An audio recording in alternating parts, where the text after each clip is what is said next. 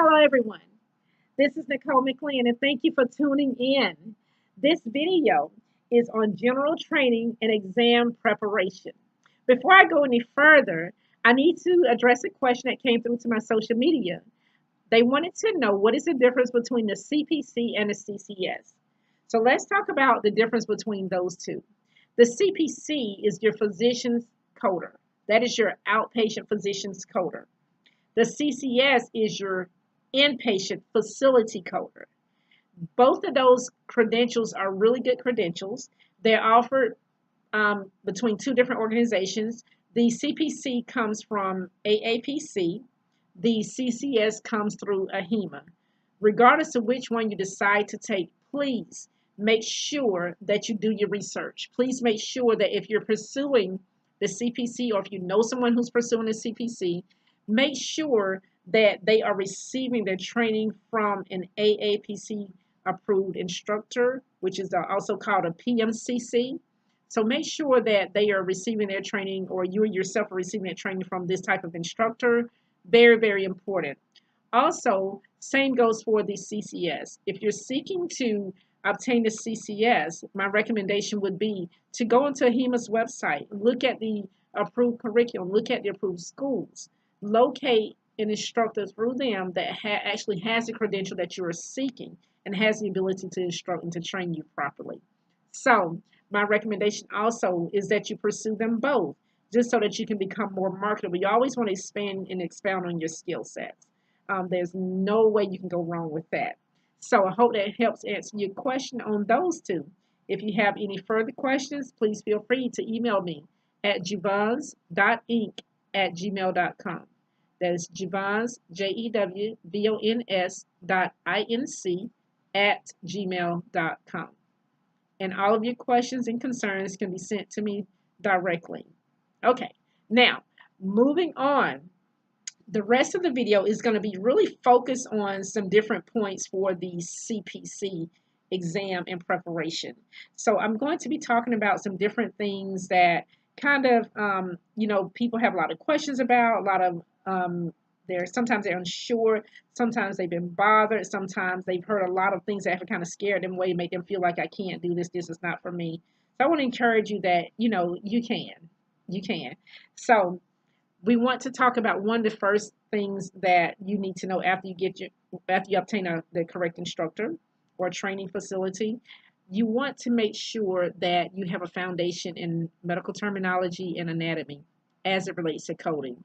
Now, sometimes we've been scared into thinking that I don't know medical terminology, or that's too hard, I don't know anatomy, but you're going to have to know it as it relates to a coder, which means that you're going to learn it, and you're going to learn it a little bit different than you normally would learn it in like a med school or something like that. So, but just understanding first and foremost, what is medical terminology? Medical terminology is the language of medicine. That is your foundation for learning how to have a conversation between yourself and your providers, yourself and the insurance companies, yourself and the patients. So medical terminology is very, very vital so that you can know how to communicate with the providers, insurance companies, patients, and so that they can know how to communicate with you. So again, that is the language of medicine. That is the universal language of medicine. So that is very vital that you know that. The other portion is anatomy and physiology. This is the other part that people kind of tense up on. It's like, oh my goodness. So I want to encourage your hearts. You can do anatomy and physiology as well. And it begins with the understanding of what they are. So when you look at those two, it's two separate words, but it's combined under one area. Anatomy deals simply with the structure of the body. The anatomy says an arm is an arm. An arm is not a leg, and this is where anatomically it should be positioned. This is where it should be located at. So this is the arm, and this is what makes up the arm. So when we're talking about anatomy, that's what we're looking at. We're looking at structure. When we look at physiology, however, we're now looking at function. We're looking at, even though we have an arm, does it work or does it not work? And if it doesn't work, then there's something wrong with the function.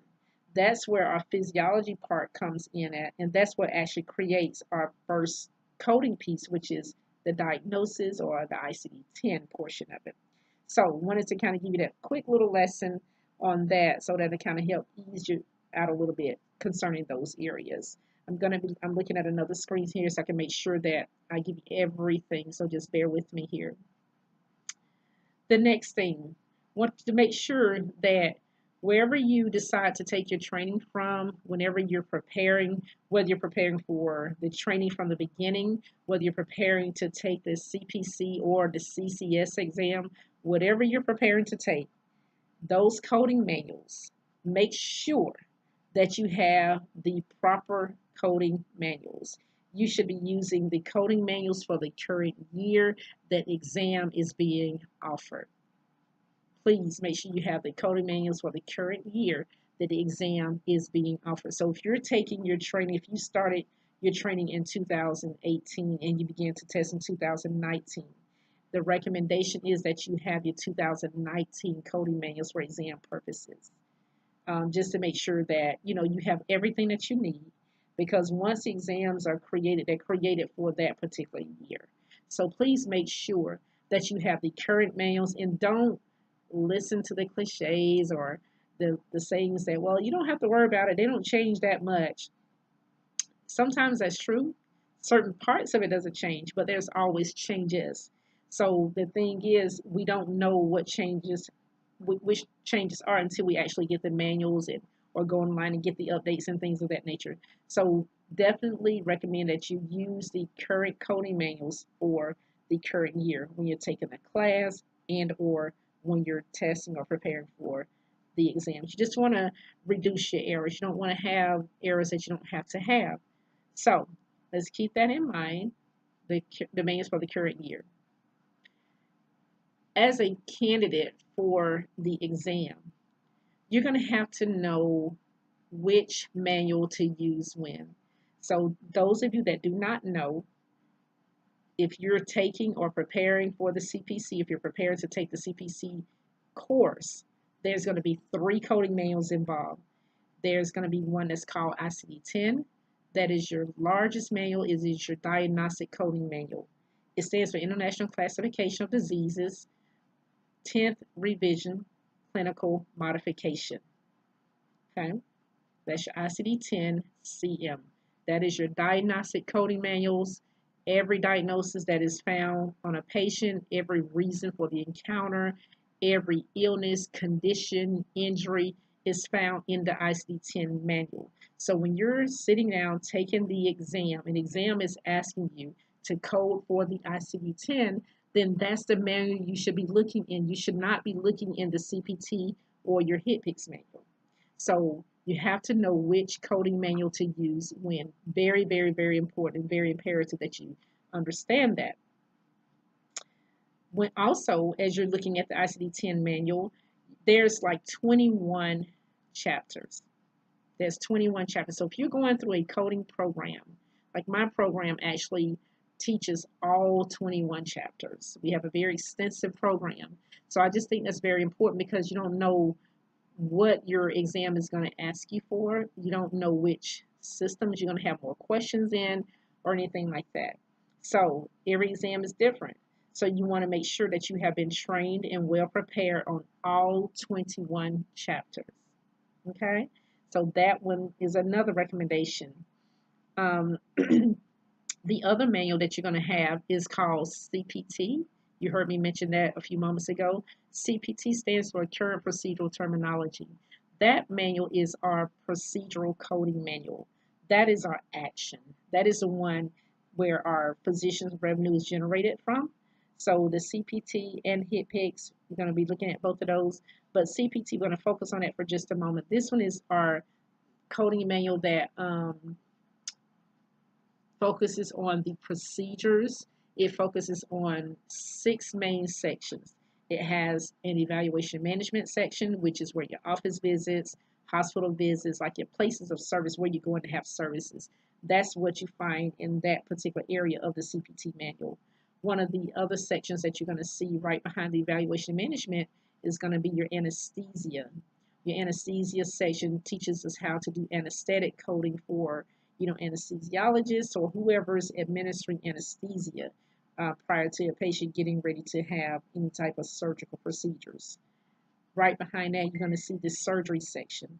The surgery section is the largest section in the CPT manual, very, very huge, and it contains every specialty, every type of surgeon, every type of surgery that you can have or possibly have done on a patient. So if you are looking into doing general surgery, or you want to specialize in a particular surgical coding, then these are the areas that you're going to have to go in and make sure that you know how to code from these areas. After surgery, we're going to have the radiology section. The radiology section, it deals with our ultrasounds and sonograms, um, your EK, excuse me, not EKGs, but your radiology areas, things like X-rays, MRIs, MRAs, that is in your radiology section. So you want to make sure that you understand where to go when you're looking for certain items. After radiology, you're going to have your path and lab section, or your lab and path. This is where we deal with like the body fluids, where we're dealing with blood and urine, and we're dealing with panels and things of that nature. So again, that's like your fifth section in your CPT manual. And then your sixth section in the manual is going to be your medicine section. The medicine is like a catch-all. It lists every other procedure that you don't find in your surgical sections and things of that nature. Now, this is where you find EKG. This is where you find dialysis. This is where you find like psychiatry, physical therapy, things of that nature. So the medicine is the next largest section in your CPT manual. So those are your six major sections, but then there's two supplemental sections that you definitely want to be familiar with too, that you probably don't hear a lot about, and that's going to be your category 1 and also your category 2. So they're at the end of the medicine section. They fall right behind it in a little red section. So one of them is going to be dealing with performance measurement, and then the other one is going to be dealing with your temporary codes that you have to use in place of an unlisted code. So it's going to be very vital. And I'll be talking about that more in a later video, how to use the category 1 codes, how to use category 2 codes, when do I use them. And I'll just give you a quick tip here for your category 3 codes. If you come across a procedure that shows as an unlisted code, you have to search for category 3 first before you can use an unlisted code. You can only use unlisted if a category 3 is non-existent for that same procedure that you're trying to code. So that's a quick tip, and again, we'll be talking about that in a later video. So we're going to keep moving on. The next code set I want to mention to you is going to be your HitPix coding. Your HitPix is the final code set that we want to talk about. That one is a type of procedural coding. The main thing that HitPix process is going to be things like durable medical equipment, DME. You may have seen DME in medical records, or if you work with a Medicaid provider, then you'll see a lot of DME stuff. But this is where they deal with infusions and IVs and things of that nature. They have a drug and chemical, what we call drug and chemical, but it's table of drugs and biologicals, where they deal with medications that's administered other than by the oral mouth method. So HitPix is another form of revenue generation. So we want to make sure that we understand, again, what manual to use. This is the manual that was one of the original code sets that was actually written by Medicare. If you're dealing with Medicare and Medicaid, you definitely want to be using HitPix versus your CPT first. So that's another tip, that if you're dealing with Medicare and Medicaid, you should be actually looking at HitPix instead of looking at CPT. If the code that you're trying to find does not exist in HitPix, then you are allowed to use the CPT code for Medicare and Medicaid. HitPix also contains an IOM, or an internet-only manual, that has a lot of billing information, has some coding information in there. So it's found at the very back of the book. The HitPix has several appendixes that are very, very helpful. So you want to make sure that you understand how to use these manuals, because if you're trying to sit there take a CPC and you don't know which book to use, then you're in major trouble, honestly. So you have to understand what is contained in each book, and how do I know which book to use when. You're going to be looking at the very last question on your CPC exam, those of you that's doing a CPC exam prep, you're going to look at the very last question. It will simply ask you, what is the ICD-10 codes for this encounter, or what are the CPT codes, or to tell you the code for both, or it may ask you to code for this Medicare patient, the procedures for this Medicare patient, and it will give you CPT and HCPCS code, or it's a Medicaid patient. So you got to look for keywords and understand the terminology. What exactly are they asking for? So that's a generalization on the 3 code sets, the 3 coding manuals that you have to use while you're taking the CPC exam, and those that's planning to go into this the training or make it a career. Just understand that this is kind of a intro to what you got to look forward to. The next thing I want to talk to you about is, what do I need to know about ICD-10? So this is, for those again who's preparing for the exam, as well as those who's looking to start an actual career as a coder. So what you need to know about ICD-10, I have a list of things here, so y'all bear with me. Before attempting to code anything in ICD-10, you must become familiar with your conventions, which is your instructional notes that's found in section 1A. You have to become familiar with your general coding guidelines. That's also found under section 1, but it's going to be under letter B. And you also need to be familiar with your chapter-specific guidelines, which is found in section 1, letter C. So let me give you a little bit of background on each one of those. Section 1A contains your conventions. Your conventions are instructional notes. They give you, you'll see things like excludes 1, excludes 2. You'll see things like the use of the word and or with. So it gives you some instructional notes that tells you, when I come to the code in this tabular, then this instructional note tells me what I can or cannot do, or what I should or should not do. You may see code first, you may see use additional, you may see code also. All of those are conventions. It is your job to understand that when you see a code first note beside a code or underneath a code, then it's going to tell you you got to code something else before you can code the code that you're actually looking at. So that typically means that there's a manifestation or additional codes, things of that nature. So very in-depth studying is required for that. So you also, the same thing if you see use additional. Use additional means that you're going to code these codes second, always. Just think about additional, use additional. So it means that the code is telling you to use additional. Those codes are going to be your secondary codes. Code also. When you study that convention, that code also does not give us any sequence of direction. It just depends on the reason for the encounter. So that's just some examples of some of the conventions that you're going to see. You're going to see things like manifestation codes. Typically, they're shaded in blue, but sometimes they're not. And if you don't know your conventions, you would tend to think that every manifestation code has a blue shade. It does not. If you look at the conventions very carefully, some of the manifestation codes actually end with "in diseases classified elsewhere," but they're not shaded in blue. So those are some of the instructional notes. Just give you some examples of how important the conventions are, because they give us sequence and direction. There's things that we have to learn at manifestation codes never primary.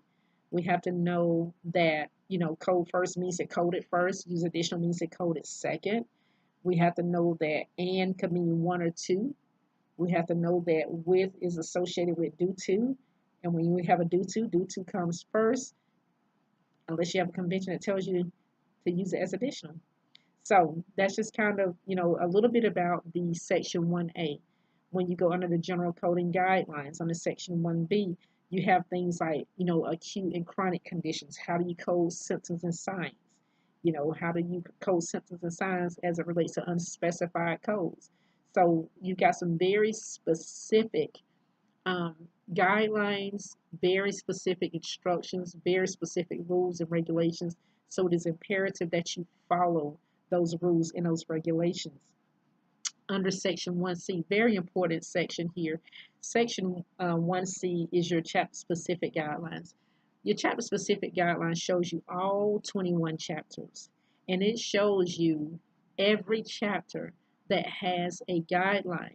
The guideline gives us really good instructional notes, sequence information. There's some chapters that you're going to find that says reserved for future guideline expansion. That means they don't have any guidelines at this point for this edition as of yet.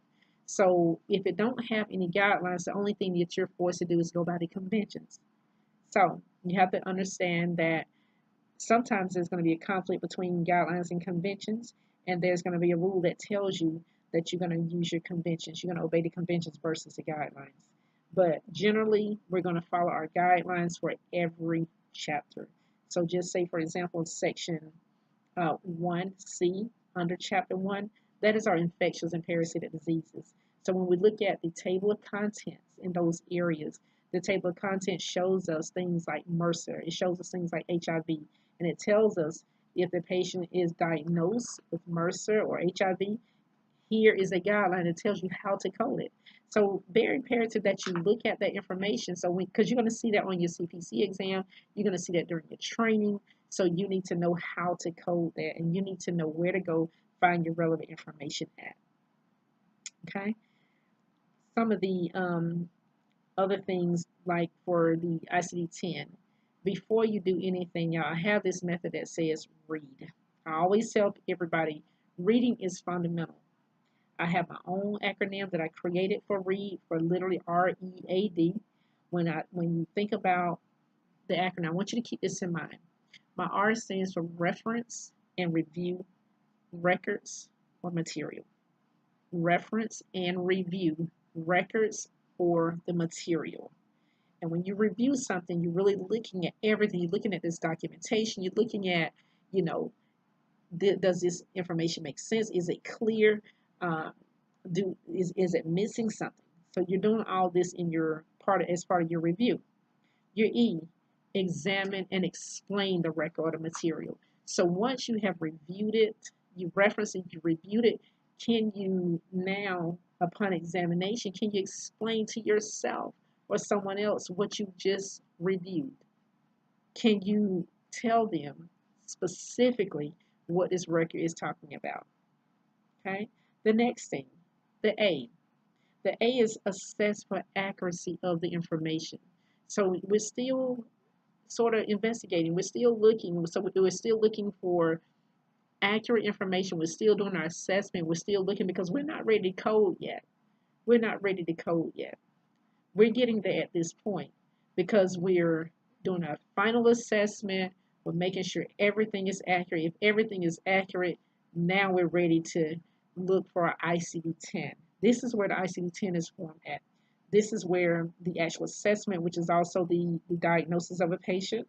So this is where the ICD-10 is formed at. So we're now ready to assign our ICD-10 code once we have done the prior steps. The last letter is D.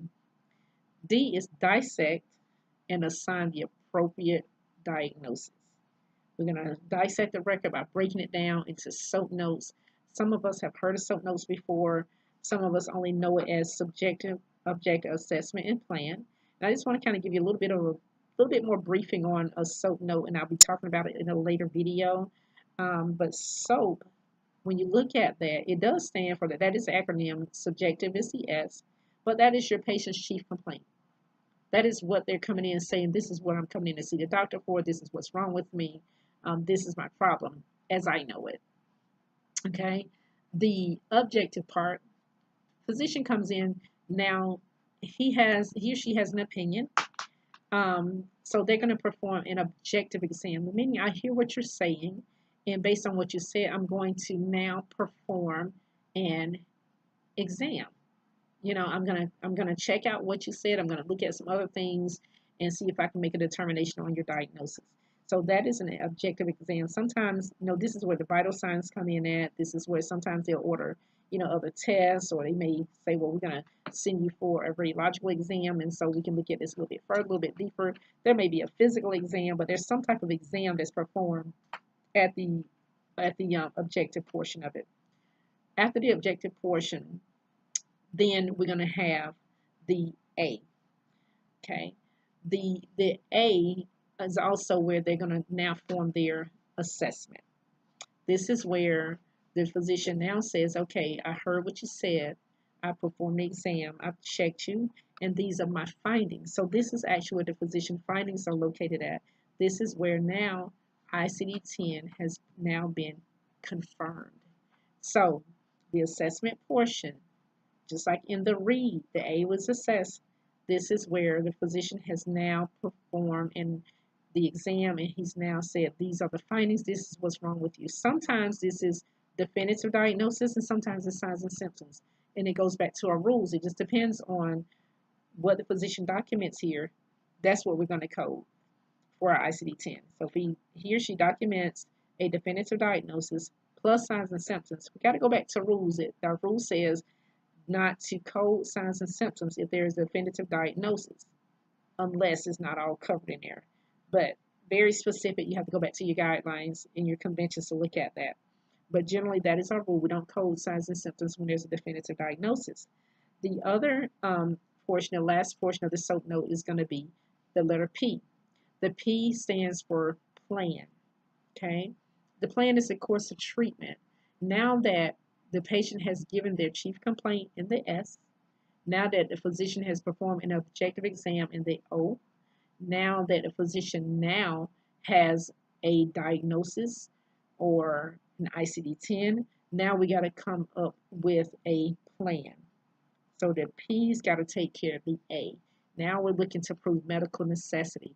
Now we're looking at, okay, now we understand that, you know, the patient had fallen and broke their arm or whatever, the x-ray showed a broken arm. So now our plan is to put a short arm cast on. So that's our course of treatment. This is now the action that we're taking. This is where the initial revenue begins at. Okay, this is when we get to this last step. Now our E&M can be fully assigned, because the E&M, we have to look at it: history, exam, medical decision making. So we have to go through all this SOAP before we can actually assign E&M. So that's kind of a briefing on the SOAP notes and the read method and all of that. So again, I'll be talking about that in a later video. You know, if you need more understanding on that, if you need me to go deeper into that, then I can definitely do that at a later time. So I just want to give you some generalizations right now for the CPC, the overall CPC, and exam preparation. That was the ICD-10 portion of it. Now let's talk about the CPT.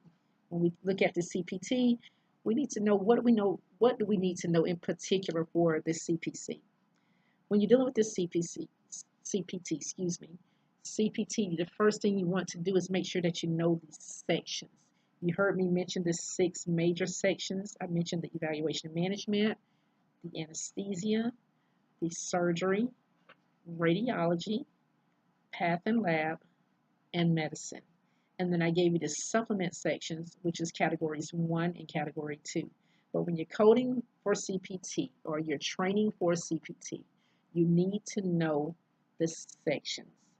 Once as you're preparing to code for CPT, you're going to find that the guidelines for CPT is going to be found at the front of each section. Unlike the ICD-10 is found back in sections 1 through 4. But CPT is going to be found right in this section that you're coding, that particular section. So, for example, if you're coding for evaluation management, before you start coding evaluation management, you're going to see like some green pages. Those green pages shows your guidelines just before you get into the actual tabular portion of it. And it's going to be like that all the way through, where you're doing evaluation management, anesthesia, surgery, path and lab, medicine, radiology. Doesn't matter. Those guidelines are found at the beginning of each section. Also, for your CPT, you're going to recognize them as 5-digit whole numbers, with the exception of categories 2 and 3. But other than those last 2 sections in the book, you're going to recognize them by knowing that they are 5-digit whole numbers. 5-digit whole numbers. The guidelines, again, are at the beginning of each section, and you will definitely want to know the guidelines. So just here's how I recommend that people learn or train on CPT and or ICD-10. When you're training, just say for example, if you're training for anesthesia, you want to go into that section before you try to code it. You want to make sure that you read read the guidelines. You want to make sure that you're not only reading, but you're comprehending what you're reading. So you need to be able to break them down. You need to be able to understand, what did I just read? Can I verbalize this? Can I give it back? Can I give back to my instructor? Can I give it back to a doctor? Can I give it back to an office manager? Can I give back what I just read? Am I able to do that? Okay, so that's going to be the first thing. It is very imperative that you read and comprehend the guidelines before you try and code it.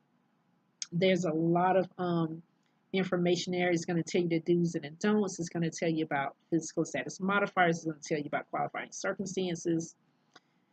It's going to tell you so many things. So you want to be very mindful as you go on system by system.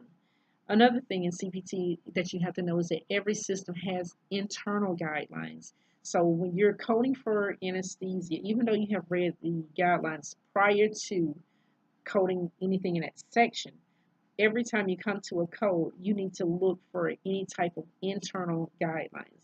Just say, for example, if you come to code 0001, I'm just giving you a random code. If when you look at that code, you need to look at the information prior to that code or anything following that code. Because what's going to happen if there's information that you need to know about that code, any additional information is going to precede that code. It's going to be like at the top, it's going to be before that code. So you want to read that information. That's your internal guideline. You also want to look at the information right beneath the code. So underneath your description. Because a lot of times you'll have these things called parenthetical notes. And these are notes that's found in parentheses. So the parenthetical notes also give you further information. Sometimes it'll tell you don't use these two codes together.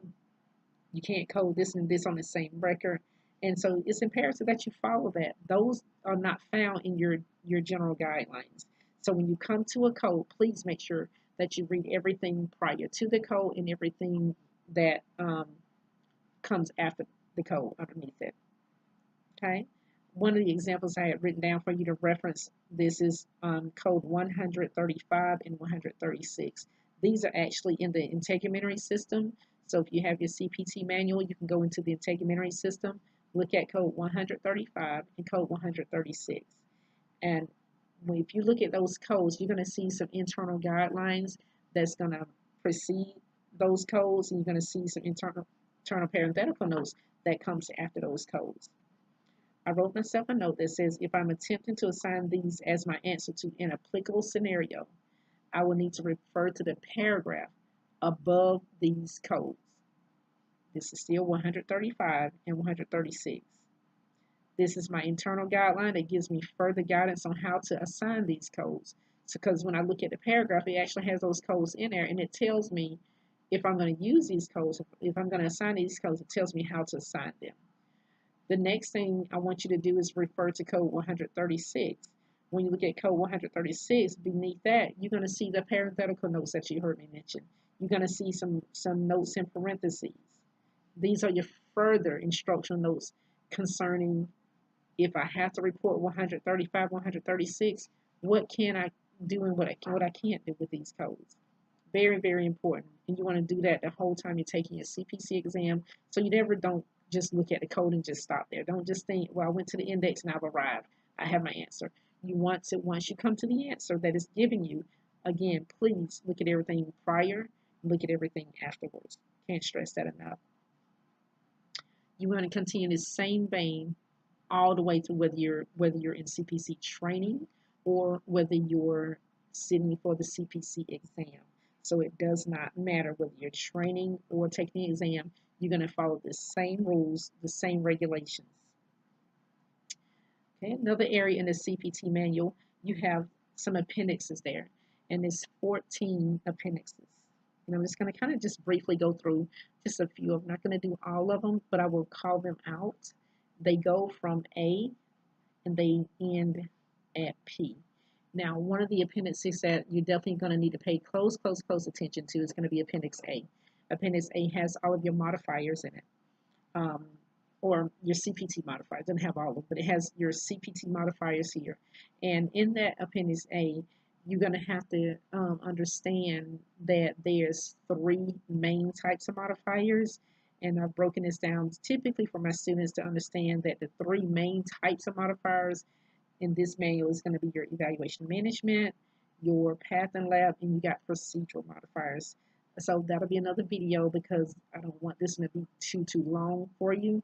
But I will be doing a video on modifiers, or if there's anything else that you need me to do one on in particular, then I'll be glad to do that as well. But going back to Appendix A, that's going to have all of your CPT modifiers in it. So you have to know when to append it. Some of the ones that you're commonly going to see is going to be 24, 25, 57. Those are your E&M modifiers, and also 32. So, like an example, modifier 24, that modifier is only used with post-operative procedures. So just say, for example, if a patient has had an operation and they're coming back to the doctor's office for their follow-up, they're in their global period. And we know that global periods means that you got like a certain time frame or package. Just say, for example, if they had like heart surgery and they got a 90-day global and they're coming in and it's day 36. Okay, they come in for a follow-up, but they say, while I'm here, can you check my stomach because I've just been feeling nauseated, haven't felt too good this last couple of weeks or whatever. So the heart and the stomach doesn't have anything to do with each other. The heart doesn't have anything to do with the stomach problem. So that would be a separate evaluation management that has to be performed. So what you would do is code for the post-op, the follow-up with no charge for that, but then you will give a second E&M for the evaluation management of the stomach problem, and you will need to append modifier 24 to that because it is an unrelated procedure. It is not related to the surgery that the patient came in for. So we want to kind of keep that in mind. Modifiers can be a little difficult for people. So if you have a lot of trouble with that, send me an email, or you can inbox me or call, and I'll be glad to assist you with that. One of the other appendixes, some of the others we have is going to be Appendix B. That's just your summary of additions and deletions, revisions. Appendix C is just clinical examples. Those you really, I don't use a lot of those because for example, Appendix B is going to show you additions. You're going to know new codes based off of the symbol. If you know your conventions, you're going to know that like the red dot means it's a new code. So in Appendix B just kind of just goes and give you a summary of everything that was added, everything that was deleted, everything that was revised. But you yet have conventions that tell you those same things. So you really don't have to refer back to that unless you just really want to. Appendix C is your clinical examples for like different types of assigning different types of evaluation management levels, and it's more of a reference area. Appendix D, very important appendix. This is your summary of add-on codes. And I say it's very important because every code that you see in Appendix D, if you go look it up in your manual, it's going to have a plus sign in front of it.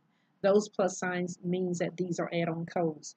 Why is it important? Because you have to know that all these codes that have a plus sign in front of them cannot have a modifier 51 added to them. No matter if it is an additional procedure, even if it is a multiple procedure, you cannot add modifier 51 to an add-on code. And you will see that rule underneath your modifier 51 in Appendix A. So anything that has a plus sign, and it's a good exam tip. So if you're taking a CPC exam and you go and you look at these codes and just say if the codes have a 51 on them, the first thing that I would do is go to Appendix D to see if that code is in Appendix D. If it's found in Appendix D and it has a 51, I'm going to immediately eliminate my answer, those as my answers, because they cannot have 51 on them under any circumstances. So that's a kind of a quick CPC exam tip. Appendix E is right beside this, a very short list of additional codes that is also exempt from modifier 51. They don't have a plus sign in front of them, but they do have a symbol, this circle with the little half circle symbol there. So those are also exempt from mod 51. So you want to know that appendix as well. That is Appendix E. Know the symbol. Okay. Appendix F. This is appendix where modifier 63. These codes are exempt from modifier 63. You're going to see that deals with the infants like 4 kilograms and that type of thing. So you want to make sure that you just familiarize yourself with these appendixes. Familiarize yourself. and make sure that you're looking at your symbols, your conventions, your iconography. All of that stuff is extremely important. Appendices G, H, and I are no longer um, valid for any type of information. They have been deleted in prior references. Appendix J, you don't really reference a lot unless you work in electrodiagnostic medicine. So I don't have a lot for you on that unless you work in that particular field. Then you definitely want to reference that particular appendix. Appendix K is going to be your products that's still pending. They are still FDA pending approval. So these like vaccines and things like that, they have not been approved yet by FDA. Appendix L, those that work in cardiovascular or working with catheterizations. This is going to be an important appendix for you. This shows you your vascular families, shows you the different orders based on first, second, third order catheterizations in this particular area. And in 2019 looks really different, looks a lot better. It's color coded, so the graphics are much, much better. So you can kind of understand the appendix L a little bit better, especially those of you, again, that's coded for different catheterizations. Appendix M is just your renumbered CPT codes. Don't really use that a whole lot because as of 2009, that method is no longer being used. So that's just more of a reference, so you don't have to really do anything with that. Appendix N, it shows your resequence codes. You'll recognize this by your iconography as well. It's the little, it's the codes that's in red, and they have the numerical symbol next to them as well. So again, when you get to know the iconography in CPT, then you'll know this as well. Appendix O is your multi-analyte assays. These are laboratory codes, so unless you're working in a lab, then you're probably not going to have to be concerned with this particular area. But if you are working in a lab, then you definitely want to familiarize yourself with this particular Appendix O. Appendix P is your synchronous telemedicine codes. This is synchronous means like real time. So you want to make sure that you look at modifier 95 that's found in Appendix A that goes with these particular telemed codes. So that's fairly new. I believe they came on last year or the year before. So those are fairly new, but they do have mod 59 that's associated with those telemed codes. So you want to make sure that you refer back to that portion. We're almost done. All right, so that was the CPT general information. So now the HitPix. What do I need to know about HitPix? HitPix, you heard me mention that earlier. HitPix is your DME, durable medical equipment, or your supplies. So this is where, again, you see like things like injections, infusions, Medicare stuff, Medicaid.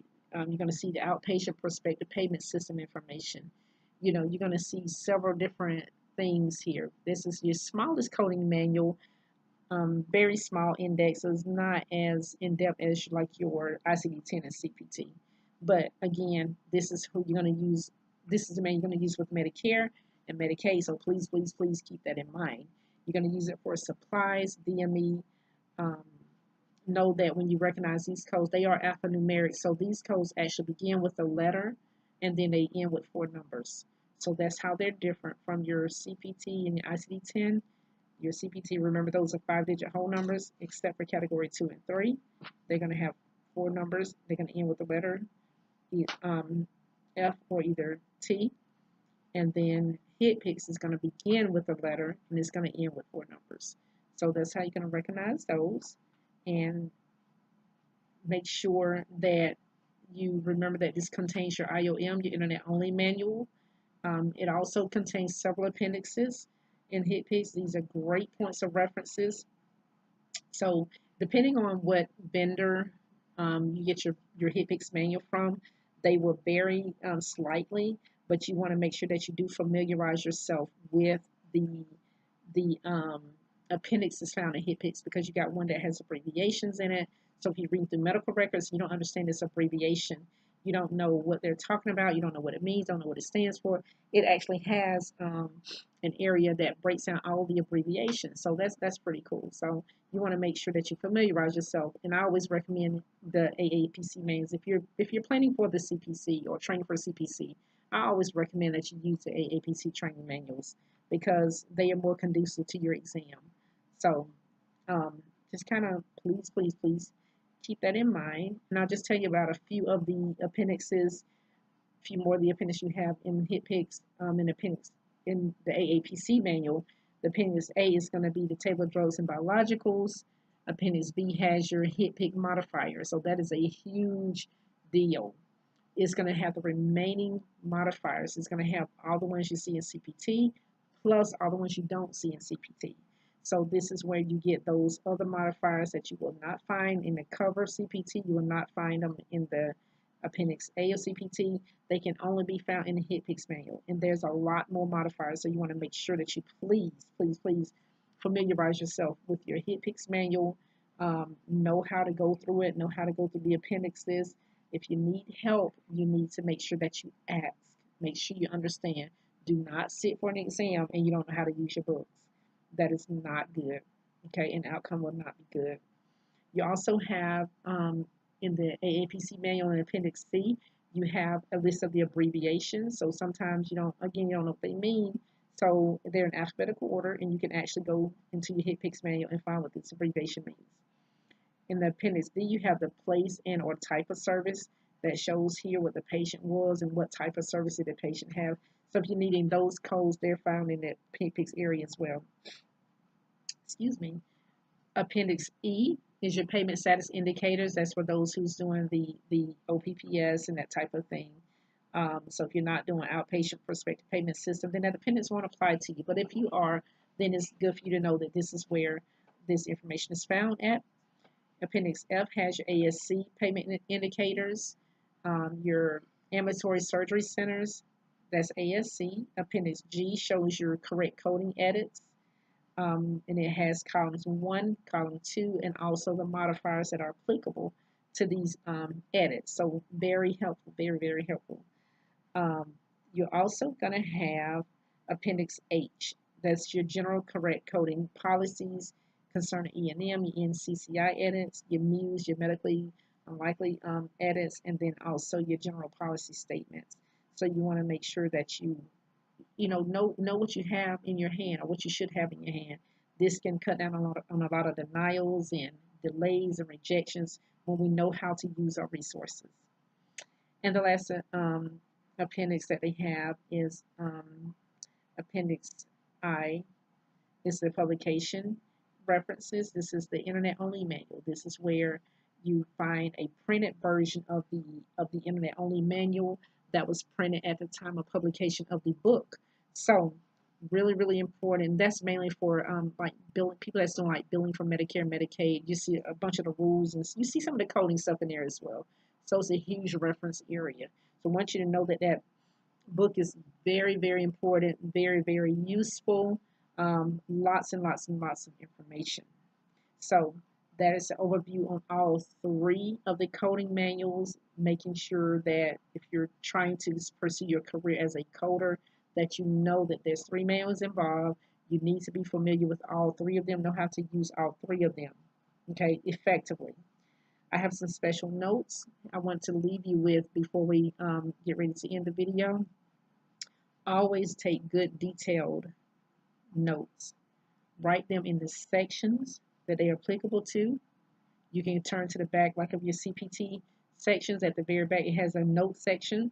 So put things there that you don't understand, put things there that you've had a hard time with, words that were new to you, put them there.